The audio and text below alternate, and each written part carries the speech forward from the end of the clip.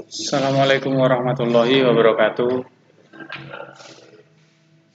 Kembali lagi ke pelajaran saya, yaitu pemeliharaan mesin kendaraan ringan. Di pertemuan kedua ini saya akan membahas KD 3.12 dan KD 4.12. KD ini nanti akan membahas pelajarannya mendiagnosa kerusakan mekanisme blok silinder dan kelengkapannya. Di 4.12 nanti akan kita bahas bagaimana cara memperbaiki mekanisme blok silinder dan kelengkapannya. Untuk indikator, jadi nanti saya harap setelah saya ajar ini nanti kalian bisa menganalisis kerusakan pada piston dan ring piston. Setelah itu Anda dapat menganalisis kerusakan pada blok silinder dan selanjutnya juga dapat menganalisis kerusakan pada poros engkol.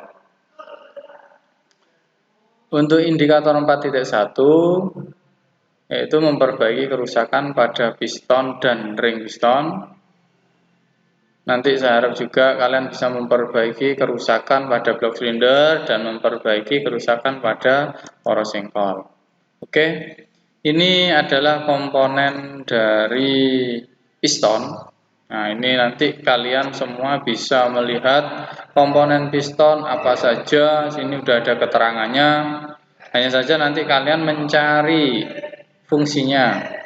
Ya, jadi untuk komponen ini fungsinya apa? Jadi ini apa namanya? Ring piston nomor 1, nomor 2, nomor 3 itu namanya ring apa? Setelah itu dicari fungsinya. Ketika nanti sudah tahu fungsinya, kita baru bisa belajar bagaimana cara menganalisa kerusakan pada piston. Oke. Dan ini adalah komponen blok silinder dan poros engkol. Di sini juga ada nomor-nomornya. Nanti nomor-nomor ini bisa kalian lihat di bawahnya sini. Jadi komponen dari nomor tadi apa saja namanya. Sama, cari fungsi dari komponen itu. Karena ketika nanti kita atau kalian tahu fungsinya dari setiap komponen, maka ketika akan memperbaiki atau menganalisa suatu kerusakan itu akan dipermudah. Oke, next. Yang pertama yang akan saya jelaskan adalah memeriksa piston. Jadi ada beberapa tahap cara memeriksa piston atau biasa disebut shaker. Jadi piston itu yang pertama ini piston ya, periksa piston dari kerusakan retak atau lainnya piston yang rusak harus diganti. Ini bisa kita lihat secara visual atau kasat mata. Ketika ada goresan, ada retak atau baret dan lain sebagainya itu nanti tidak perlu dilakukan pengukuran karena sudah terlihat jelas secara visual rusak. Jadi piston itu harus diganti.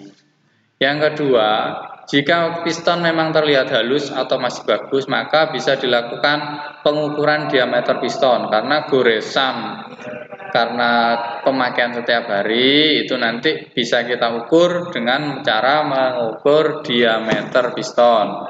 Seperti pada gambar di sini. Ini piston standar, untuk standar ini dipakai memang standar Suzuki. Jadi nanti sebelum kita mengukur ini kita harus tahu piston standarnya dulu berapa ukurannya. Setelah itu kita lihat piston ini sudah oversize apa belum. Kalau memang belum nanti kita bisa mengukurnya ya, mengukurnya dengan melihat standarnya berapa, sekarang ukurannya menjadi berapa. Dan ingat, piston ketika nanti sudah rusak itu ukurannya bukan semakin besar melainkan semakin mengecil ya. Jadi diingat-ingat, ini cara mengukurnya, posisinya ya. Piston setelah itu diambil jarak ini, A ini jaraknya kurang lebih 23 mili atau 2 sentian ya. Jadi dari bawah piston ini sampai ke atas ini kurang lebih 2 cm.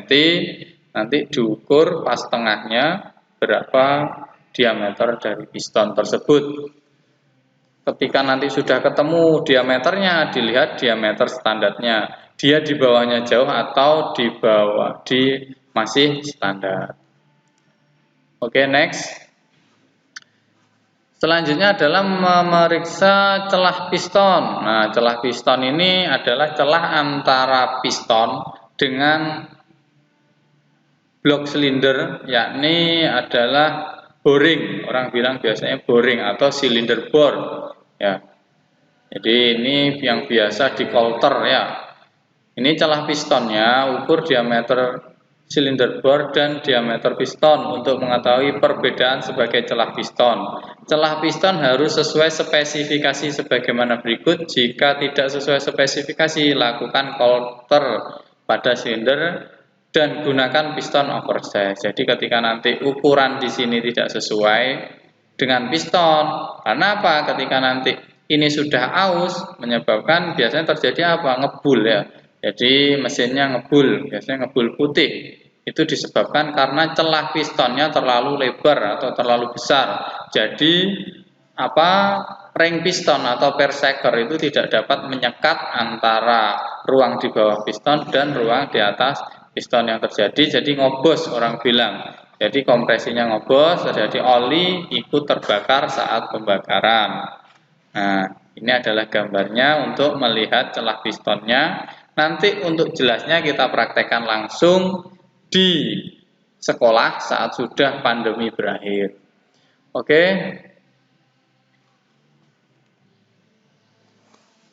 Untuk selanjutnya celah ring piston. Ini jadi untuk celah ring atau perseker itu juga bisa kita ukur celahnya. Apakah celahnya ini sudah masih standar atau sudah terlalu lebar. Nah, ketika sudah seperti ini kita wajib untuk melakukan penggantian ring piston kalau memang celahnya terlalu lebar. Oke, next. Selanjutnya adalah memeriksa silinder bor, silinder blok ya. Silinder blok atau blok silinder itu adalah komponen yang letaknya tepat di bawah silinder head dan ini adalah tempat bergeraknya piston. Nah, kerusakan permukaan gasket, jadi kita bisa mengukur permukaannya yang paling atas ini biasanya ketika panas mesinnya terlalu overheat ini molet, orang bilang bengkelnya molet, jadi posisinya tidak rata, maka kita harus menggunakan namanya alatnya ini straight edge. Jadi ketika sudah kita pasang ini kita masukkan filler gauge apakah ada celah. Ketika tidak ada celah berarti ini posisinya masih rata ya. Ini limitnya adalah 0,06 mm. Jadi di sini nanti di celah-celahnya ini kita masukkan filler gauge ukuran 0,05. Kalau 0,05 masuk berarti itu celahnya di sini lebih dari 0,05.